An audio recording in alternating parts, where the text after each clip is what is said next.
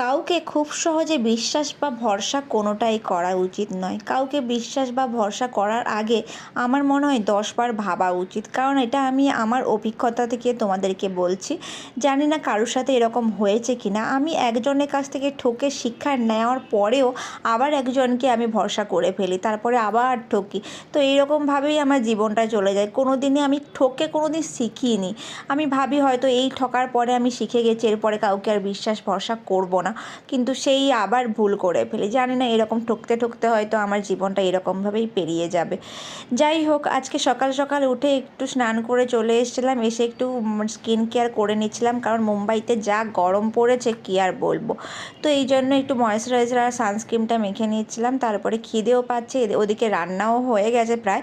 তো ভাবলাম একটু ভালো করে স্কিন কেয়ারটা করার পরে তারপরে খেতে যাই। আর বারবার মনে হয়েছিল এই সব কথাগুলো কার সাথে শেয়ার করব। আর তোমরা তো আছো শেয়ার করার জন্য, তাই না?